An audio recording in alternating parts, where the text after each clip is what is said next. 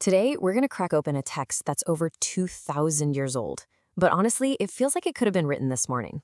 We are talking about the Dhammapada, an ancient Buddhist scripture that's basically a user's manual for the human mind.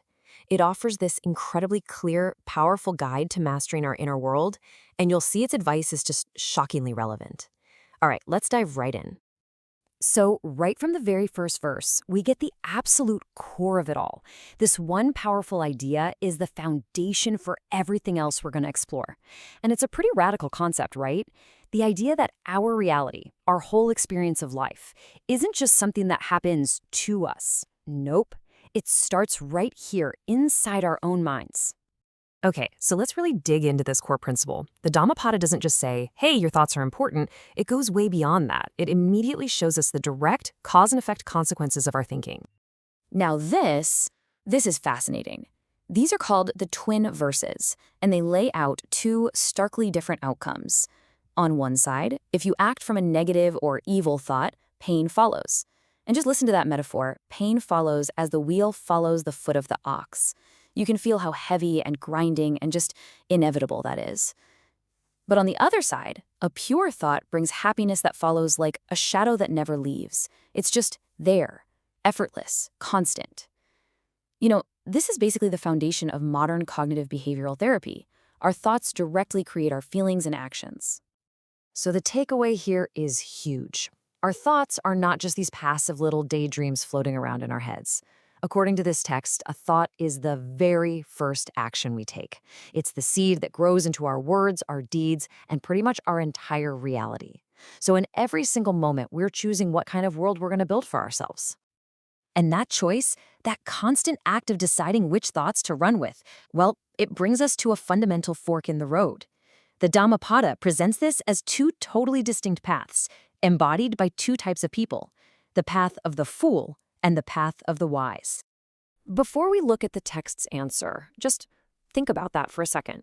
How does someone who's completely caught up in their own unexamined thoughts, someone who kind of lacks that self-awareness, how do they even experience good advice or wisdom when it's right in front of them? And boom, there's the answer. It's just such a brilliant illustration.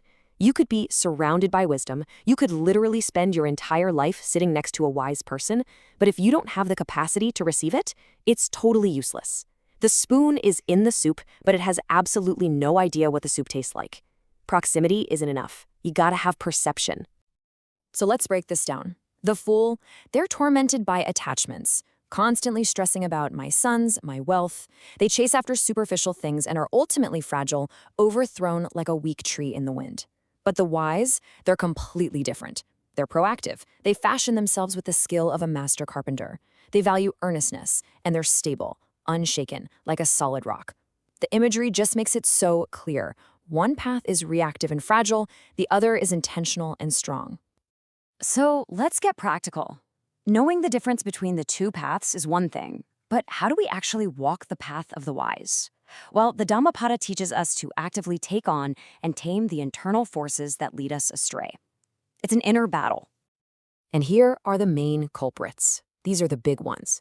The inner obstacles the text says are the primary sources of our suffering. These are the powerful currents that can drag us down the path of the fool. Things like hatred, anger, that simmering rage you feel in traffic, greed, that pang you get when you see something you just have to have, that clinging passion or thirst, and of course, pride. So what's the game plan for dealing with these? Well, here's the core strategy. And this is one of the most famous lines from the entire text, a principle that is just timeless. You cannot fight fire with fire. It just doesn't work. Responding to hatred with more hatred only fuels the cycle. The only thing powerful enough to actually put it out, according to this old rule, is its polar opposite. And this slide basically takes that core principle and turns it into a clear, actionable toolkit. Look at the pattern here. It's not about suppressing these negative forces or just gritting your teeth and bearing it. It's about actively transforming them. You don't just stop being angry, you consciously replace it with love. You don't just resist evil, you actively practice good. Greed is overcome by generosity. Lies are overcome by truth. It's a method of inner alchemy. Okay, I absolutely love this next metaphor because it just perfectly captures the whole idea. Our thoughts are naturally trembling and unsteady. They can fly off in a million different directions, right? So taming them isn't a one and done thing, it's a craft. Just like a Fletcher, an arrow maker, a wise person applies skillful, patient, and deliberate effort to make their thoughts straight and true so they can be aimed with purpose. So if we actually do this work, if we take ownership of our thoughts, choose the wise path, and start conquering these inner obstacles, where does this journey actually lead? What's the final destination? The text calls the destination nirvana, which it defines simply as the highest happiness. Now, it's really important to understand that this isn't about nothingness or disappearing. It's a state of profound peace and freedom. It's what happens when you've thrown off all fetters, all those inner obstacles we just talked about, and reached this deep, abiding serenity. It's not about escaping life, it's about fully living it, but with an unshakable inner peace. And this right here, this just sums up the ultimate takeaway of the entire text.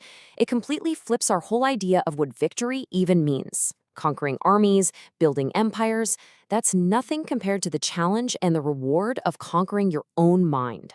The greatest battles and the most meaningful victories are the ones that happen within.